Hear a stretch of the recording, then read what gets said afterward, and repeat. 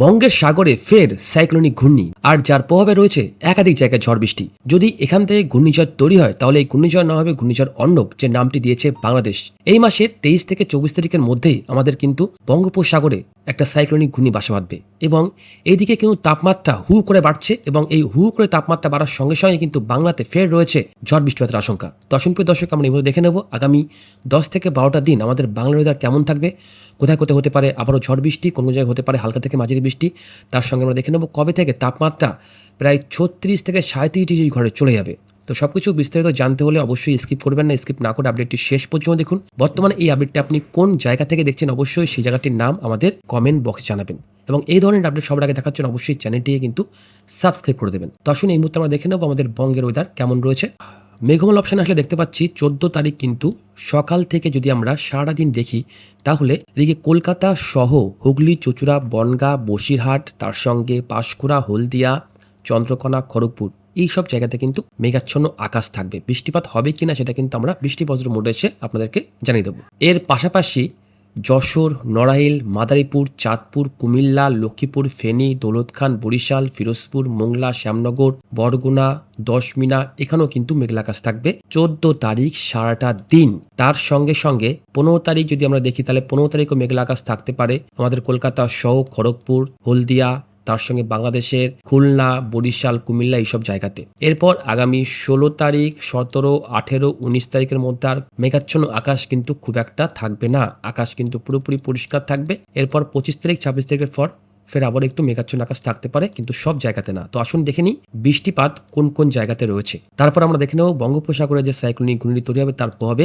ঘূর্ণিঝড় তৈরি হওয়ার কোনো সম্ভাবনা আছে কিনা। বৃষ্টিপত্রের মোডে আসলে দেখতে পাচ্ছি 14 তারিখ কিন্তু সারাদিনই পরিষ্কার থাকবে, খুব সামান্য পরিমাণে। এদিকে দার্জিলিংয়ে একটু বৃষ্টিপাত রয়েছে ঝঞ্ঝার কারণে, আর কোথাও কিন্তু সেইভাবে বৃষ্টিপাত নেই। এরপর আগামী 15 তারিখও পরিষ্কার রয়েছে।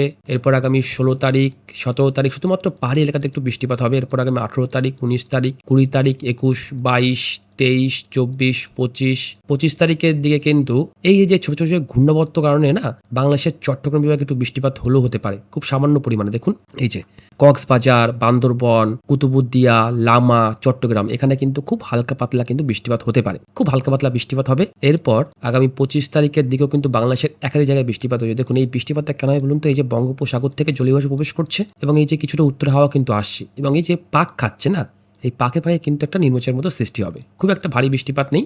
আগামী 25 তারিখে দেখুন বাংলাদেশের এখানে দেখুন নবীনগর, বিজয়নগর, তার সঙ্গে এদিকে কুমিল্লা, এদিকে নারায়ণপুর, মনোহরগঞ্জ, চৌমুহনী, ফেনী, তারপর মিরসরাই, এদিকে সীতাকুণ্ডু এখানে কিন্তু বৃষ্টিপাত রয়েছে খুব সামান্য পরিমাণে। তার সঙ্গে ত্রিপুরার আগরতলা এবং অমরপুরেও কিন্তু বৃষ্টিপাত হবে আগামী 25 তারিখ ঠিক সকাল 10টা থেকে 11টার মধ্যে। এরপর একটুখানি সন্ধ্যার দিকে ঢাকাতেও কিন্তু বৃষ্টিপাত শুরু হয়ে যাবে। তারপর এখানে নারায়ণগঞ্জ, শ্রীনগর, দাউদকান্দি, নারায়ণপুর, চাঁদপুর, ডামুডা, রামগঞ্জ, মনোহরগঞ্জ, লক্ষ্মীপুর, চৌমুহনী, কমলনগর, ভোলা, রামগতি, বুড়াউদ্দিন, লালমোহন এখানেও কিন্তু বৃষ্টিপাত রয়েছে। এছাড়া চট্টগ্রাম, খাগড়াছড়ি, রাঙ্গামাটি, বান্দরবন এবং লামারদেও কিন্তু বৃষ্টিপাত হবে আগামী 25 তারিখ। এরপর আগামী 26 তারিখের দিকে দেখতে পাচ্ছি সকাল থেকে কিন্তু বাংলাদেশের সিলেটে বৃষ্টিপাত রয়েছে, আজমিরগঞ্জে বৃষ্টিপাত রয়েছে, কিশোরগঞ্জে বৃষ্টিপাত রয়েছে 26 তারিখের পর। এরপর আগামী 27 তারিখ মোটামুটি পরিষ্কার দেখতে পাচ্ছি। এরপর আগামী 28 তারিখের দিকেও কিন্তু মোটামুটি পরিষ্কার। 28 থেকে কিন্তু ফুল আপডেটটা আমরা এই মুহূর্তে পেলাম না। হ্যাঁ, পশ্চিমী ঝঞ্ঝা তৈরি হবে মাঝে মধ্যেই। আপাতত আগামী কয়েকটা দিন কিন্তু আমাদের কিন্তু কোনো রকম কোনো ঝঞ্ঝা আমরা দেখতে পাচ্ছি না। ঝঞ্ঝা তৈরি হতে পারে আগামী 19-20 তারিখও পরিষ্কার দেখতে পাচ্ছি। এরপর 21, 22, 22-23 তারিখের পরে কিন্তু একটা এই যে পাকিস্তান, আফগানিস্তান থেকে কিন্তু একটা পশ্চিমী ঝঞ্ঝা প্রবেশ করবে। এই পশ্চিম ঝঞ্ঝা প্রবেশ করবে এবং এর প্রভাবে আমাদের উত্তরবঙ্গের দু একটা জায়গায় কিন্তু বৃষ্টিপাত হতে পারে। খুব একটা ভারী বৃষ্টিপাত কিন্তু আপাতত এই মুহূর্তে কোথাও নেই। এর পাশাপাশি আসুন দেখে নিই এই মুহূর্তে দেখে নেব আমাদের বঙ্গোপসাগরে যে সাইক্লোনিক ঘূর্ণিটি তৈরি হবে তার প্রভাবে ঠিক কোথায় কবে বৃষ্টিপাত রয়েছে এবং কোন কোন জায়গায় রয়েছে ঘূর্ণিঝড়ের আশঙ্কা। তো এই মুহূর্তে যদি আমরা দেখি তাহলে কিন্তু 14 তারিখ সকাল থেকে দেখতে পাচ্ছি কোনো না কোনো ঘূর্ণাবর্ত কিন্তু নেই, আরব সাগরেও নেই, বঙ্গোপসাগর নেই, ছোটখাটো একটুখানি ঘূর্ণাবর্ত রয়েছে। এর প্রভাবে কোনো বৃষ্টিপাত কিন্তু আপাতত নেই এবং বঙ্গোপসাগরে আগামী 15 তারিখ, 16 তারিখের দিকে একটা ঘূর্ণাবর্ত তৈরি হবে, সেটা কিন্তু বঙ্গোপসাগরে হবে না, সেটা কিন্তু হবে ভারত মহাসাগরে। এরপর সেখান থেকে আগামী 18 তারিখ, 19 তারিখের দিকে 18 তারিখ, 19 তারিখের দিকে কিন্তু এই যার একটা ঘূর্ণাবর্ত তৈরি হবে, যার কারণে কিন্তু আমাদের শ্রীলঙ্কার দিকে বৃষ্টিপাত রয়েছে। আমরা যদি বায়ুর গতিবেগটা দেখি তাহলে প্রায় 50, 55, 57, 58 এরকম কিন্তু বৃষ্টিপাত রয়েছে।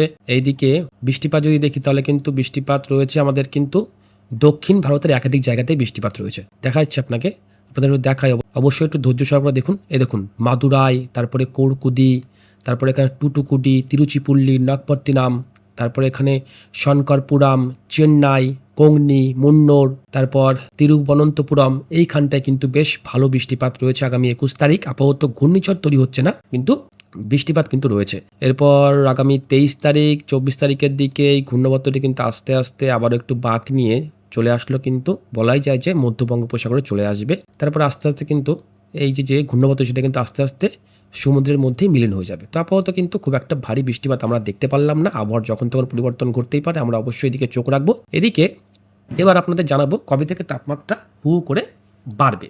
দেখুন 14 তারিখ যদি আমরা দিনের বেলা তাপমাত্রা দেখি তাহলে কিন্তু প্রায় সর্বোচ্চ তাপমাত্রা 31 থেকে 32-এর ঘরে পৌঁছে যাবে। এদিকে শিলিগুড়ি, আলিপুরদুয়ারে কিন্তু সেম ওরকম তাপমাত্রা থাকবে। তার সঙ্গে একটু কয়েকটা দিন পর যদি আমরা দেখি, তার মানে আগামী যদি আমরা 16 তারিখ দেখি তাহলে সেই তাপমাত্রা আরও 2 ডিগ্রি বাড়বে। বিশেষ করে কলকাতা, এদিকে খড়গপুর, এখানে কিন্তু প্রায় 33 থেকে 34 ডিগ্রি ঘরে তাপমাত্রা চলে যাবে।